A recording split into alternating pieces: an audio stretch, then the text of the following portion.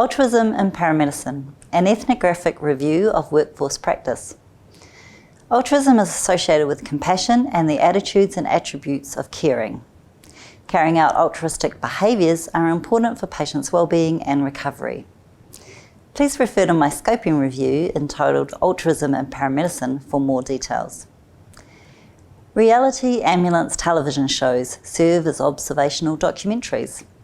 Observational documentaries, as described by Nat, show us, the audience, a story, letting us, or them, feel as if we have witnessed lived time.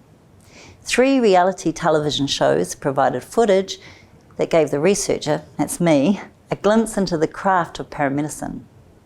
The aim of this study was to understand how paramedics incorporate behaviours and attributes associated with altruism, compassion, and care into their craft. Ethnographic research was used to study the culture of paramedicine, focusing on the paramedic-patient interaction, inclusive of behaviours and attributes associated with altruism, compassion, and caring.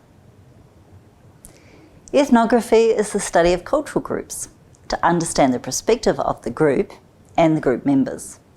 Using video ethnography, ambulance cases were viewed to gather finely nuanced data associated with paramedicine.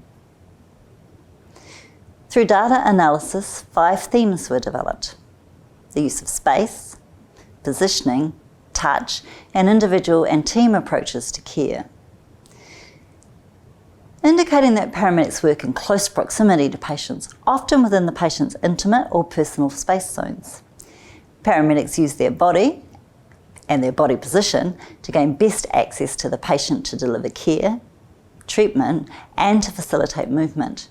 They frequently crouch, kneel, and they use a half-kneel, half-crouch position. This position allows for variations in proximity, freedom of movement, and access to the patient.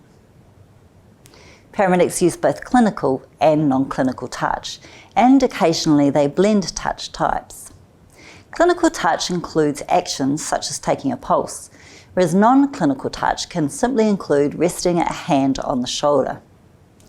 Sometimes these touch types occur simultaneously, and sometimes touch appears clinical but isn't yielding clinical data, for example, a hand and pulse-taking position without the taking of a pulse. Touch can also be combined with verbal skills to give, gain, or share information. This includes a hand on the shoulder or forearm to comfort or to gain attention before speaking. The craft of paramedicine, it involves paramedics as individuals and as a team. And these individuals shift between each mode. Even when working as a duo, paramedics work as individuals towards the same goal. For example, one paramedic might interact with a patient while the other prepares the environment. Or they work in teams, for example, working to lift or extricate a patient. In conclusion, the work of paramedics from an altruistic perspective, and that is thinking about the human interaction, is situated in the use of space, physical presence, so position and touch, as well as individual and team approaches to patient interaction. Therefore, emphasis should be placed on these concepts when educating paramedics.